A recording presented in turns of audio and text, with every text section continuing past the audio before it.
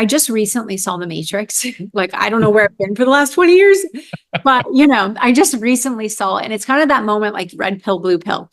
And I had a really, really big decision. And I don't say this to condone this for anybody else. I'm just sharing my own experience. But I could either take my medicine, but I could not function. Like I was on, 8 different medications at the time, and I was a zombie. Like I was just existing in this shell of myself. Or I could believe in my future. I could believe that maybe I could be that miracle. Maybe I could get better, and I could just fall back in love with my life. And so I remember sitting my mom and dad down and being like, I'm going to take this job. I'm so excited, and I'm not going to take my medicine anymore. And I remember like all, but like, if you met my dad, you'd be like, oh my God, like military, like just, I'm like, this is like all the courage inside of me to do this. I remember my dad looking at me being like, so we're just going to play make believe here, Kate. And I was like, yes, exactly. But I need you to believe it with me. Mm-hmm. And so for 10 months, I did this every day. And a lot of people ask, like, how do you just like pretend like you're not sick? I mean, I clearly had symptoms, like where my tumor was, it was pushing against my pituitary. I'm lactating, my hair's coming out. I have chronic fatigue at the time. So it's not like I wasn't feeling it. I was just so in love with what I was doing every day. I mean, I couldn't go anywhere. I couldn't do anything. It was a pandemic, but I would wake up and I would journal and I would imagine. I was in Louisville, Kentucky, and I was in my parents' basement, and I'm like imagining living by the beach in California and like telling the story that I healed and being of service and helping others. And then I would put music on in my room and dance. I like whatever energy I had by myself, because why? I felt alive. I felt happy. And then I would interview people all day long at home. Just, okay, it's a pandemic. There's no kids at school. And some of them, that's their only meal. How are they eating? Oh, LeBron James is doing something. Let's go talk to him. So I would find the most positive stories that I could tell. And every day I was falling more and more in love with my life. I was happy. I was no longer this sick person. I was a person that was well, that was happy, that was living her life despite the situations and circumstances in my life. And after 10 months of being home, my dad, 2021 starts, the country's opening, and my dad's like, okay, baby, I know we're doing this make-believe thing, but you got to go back to the doctor. And I go back, I fly back out to California because that's where I was getting treatment at the time. And first thing, I do my brain scan, and I remember the doctor coming out, and he's looking at me. He's like, what have you been doing? And I'm like, what do you mean? And he's like, it's gone. And I'm like, what? He's like, what did you do? And the only thing I could think of in that moment is I fell in love with my life. Like, I wasn't that person. Like, I did die. That version of me died. And then I went and got the other scans, and my organs had perfectly healed. I was supposed to have this surgery for the cancer cells on my ovaries. Never got it because a pandemic hit, everything happened, gone. Like every single thing in my body healed. And I wasn't trying to heal anymore. I was just being this new version of me.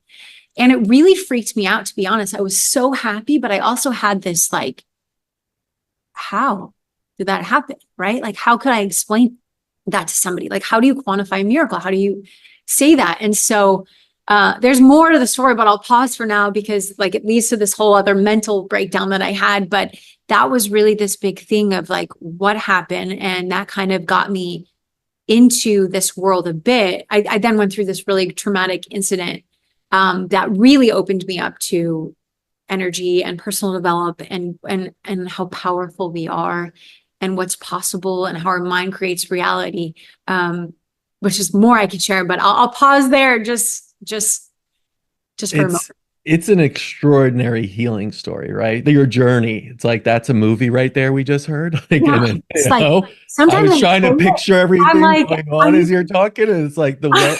But isn't that healing? Isn't that like I speak to so many people that are not in similar, but like so many things I heard you say. Like I know a friend of mine who had Lyme disease, also was misdiagnosed multiple sclerosis. He said, I woke up one day and I was looking at the floor. I'm like, what are those things? It was his shoes. He's like, I don't know what to do with them, right?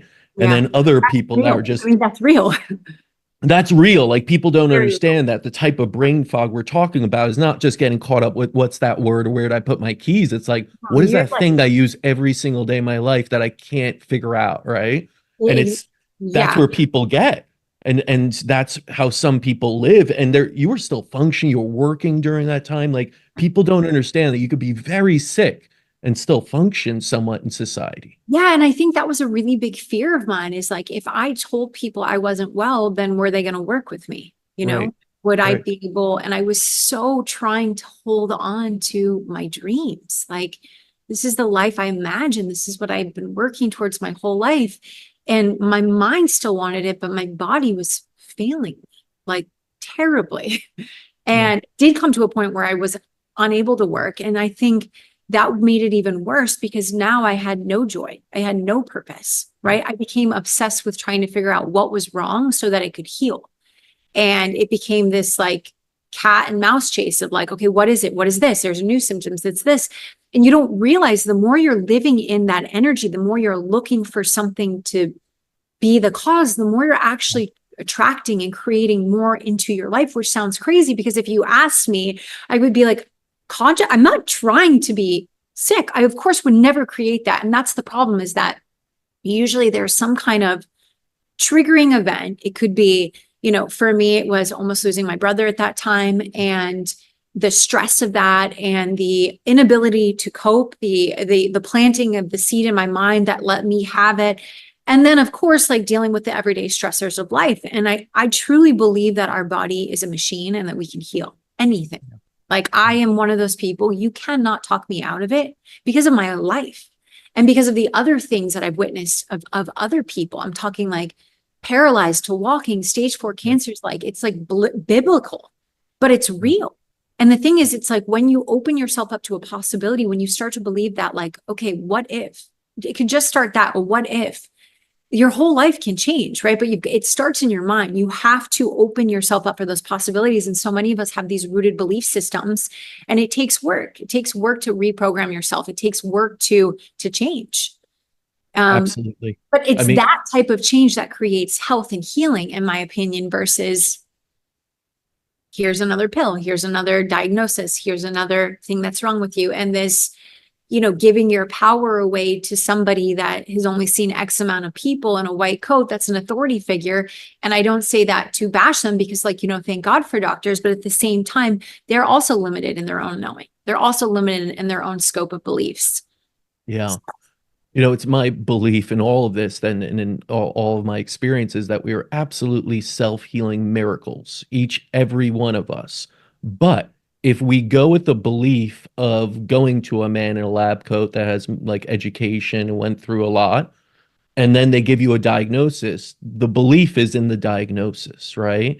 This is Absolutely. why I can't stand diagnoses. I know it's Yeah. the holy grail of medicine. I Yeah. don't agree with it, because I've seen too many people that weren't even feeling that bad, but got a diagnosis because something on a lab test showed them. And then all of a sudden, they became very sick, as Yeah. if the diagnosis was Because the starting point of their disease. exactly. And it's because we, as humans, I think, have lost touch with who we are, the Yes. essence of us.